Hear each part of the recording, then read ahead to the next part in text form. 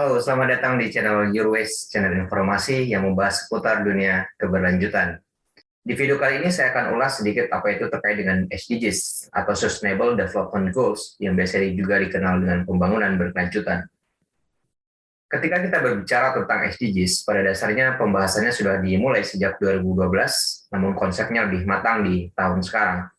SDG sendiri merupakan pengganti dari Millennium Development Goals atau MDGs yang sudah berakhir di tahun 2015.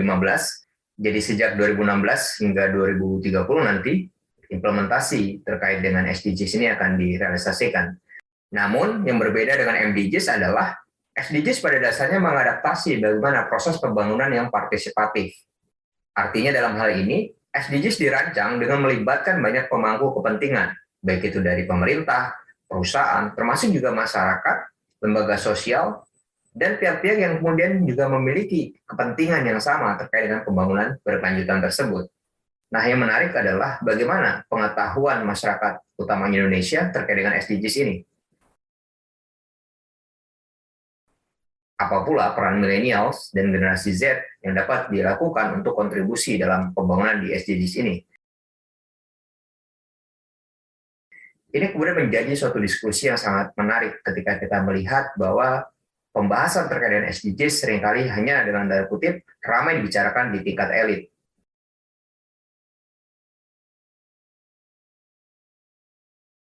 Sementara bagaimana posisi masyarakatnya? Nah, sebelum lebih jauh kita membahas terkait dengan implementasi SDGs, setidaknya ada beberapa hal yang mungkin bisa kita diskusikan di awal.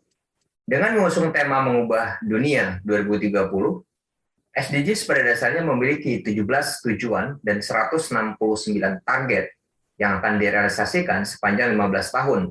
Artinya sejak September 2016 hingga akhir Desember di tahun 2030. SDGs pada dasarnya berlaku universal.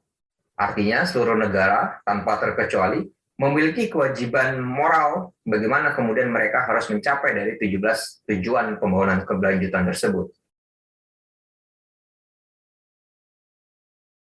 SDGs pada dasarnya tidak meninggalkan satu orang pun. Leave no one behind. Artinya di sini merupakan prinsip penting yang harus kita perhatikan di dalam SDGs. Dengan prinsip ini, maka setidaknya ada dua hal yang harus dijawab di dalam SDGs, yaitu bagaimana keadilan yang sifatnya itu prosedural, dan juga keadilan yang sifatnya substansial.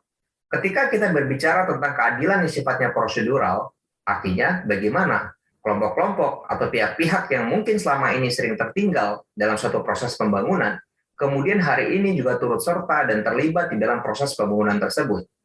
Dapat dikatakan, masyarakat utamanya tidak lagi sekedar hanya menjadi objek dari pembangunan itu sendiri, melainkan juga harus menjadi subjek di dalam pembangunan itu sendiri.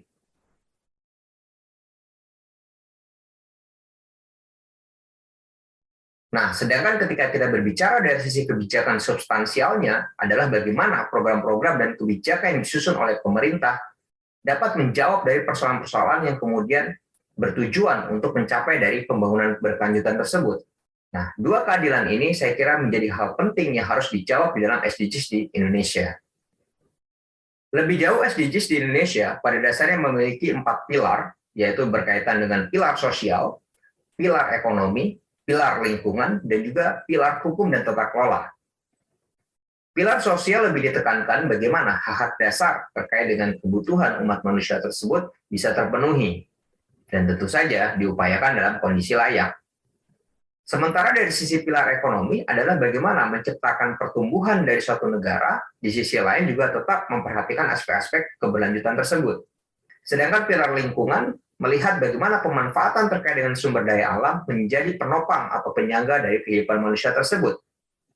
Nah, sedangkan ketika kita berbicara dari sisi pilar hukum dan tata kelola organisasi, pada dasarnya adalah bagaimana kepastian hukum, serta tata kelola organisasi yang efektif, akuntabel, transparan, ini bisa kemudian terwujud dalam rangka mencapai pembangunan berkelanjutan tersebut.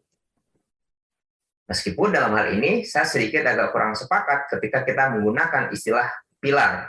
Karena pada dasarnya ketika kita bicara pilar, maka kita akan melihat ada 4 pilar yang seolah berjalan terpisah.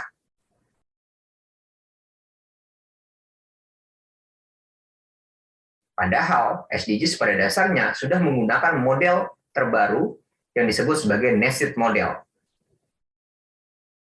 Nah, nested model ini juga sebagai bentuk perkembangan dari bagaimana konsep triple bottom line yang lebih dulu populer di kalangan studi CSR, kemudian ini menjadi suatu diskusi baru. Nested model ini pada dasarnya suatu model yang terintegrasi, di mana melihat dari pilar ekonomi, sosial, lingkungan tersebut menjadi sesuatu yang memiliki hubungan yang komprehensif, bukan lagi satu yang berjalan terpisah-pisah seperti model sebelumnya atau triple bottom line. Nested model ini sekaligus menegaskan bahwa hanya bentuk-bentuk ekonomi yang memperhatikan terkait dengan keadilan sosial dan berwawasan lingkunganlah yang kemudian bisa kita implementasikan sehingga tujuan dari SDGs tersebut itu bisa tercapai.